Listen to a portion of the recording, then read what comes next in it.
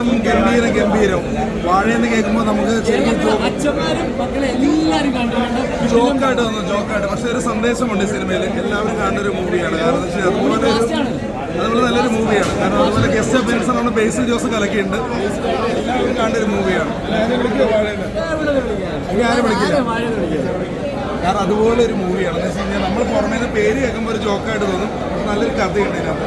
ഒരു ചെറുപ്പക്കാർ new generation എല്ലാവരും കാണേണ്ട ഒരു സിനിമയാണ്. ഒരു സന്ദേശം കൊടുത്തില്ല. ഇപ്പോൾ ചെറുപ്പക്കാർക്ക് എന്ത് ചെയ്യാൻ സാധിക്കും. പിന്നെ പഴയ കുട്ടിക്കാലം സ്കൂൾ തലങ്ങൾ ഇതിൽ ഓർമ്മപ്പെടുത്തുന്ന നല്ലൊരു മൂവിയാണ്. എല്ലാവരും വാഴ എന്താണെന്ന് കാണിച്ചു. വാഴ കൊലച്ചു.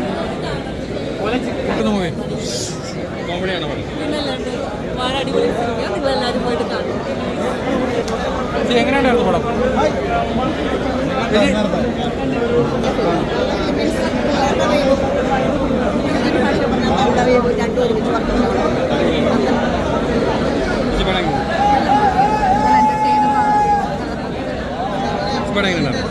ഭയങ്കര ഇഷ്ടപ്പെട്ടു. നല്ല രസമുണ്ട്.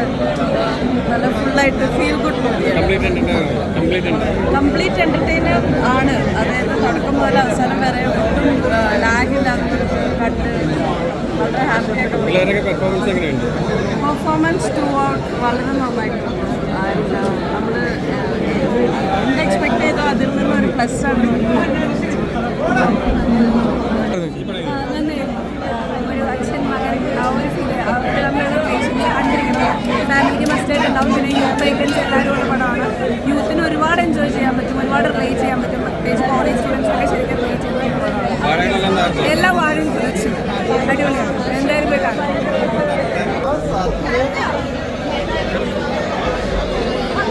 എങ്ങനെയുണ്ടായിരുന്നു പടം?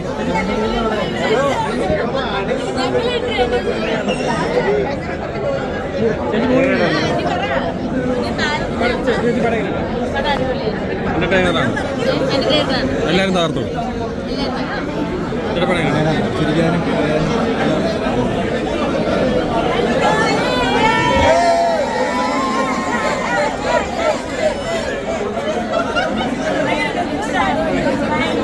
എങ്ങനെയുണ്ടായിരുന്നു മൂവി? എങ്ങനെയുണ്ടായിരുന്നു? മൊത്തം കോമഡിയാണോ? ഏത് വാഴയാണ് കൂടുതൽ ഇഷ്ടപ്പെട്ടത്?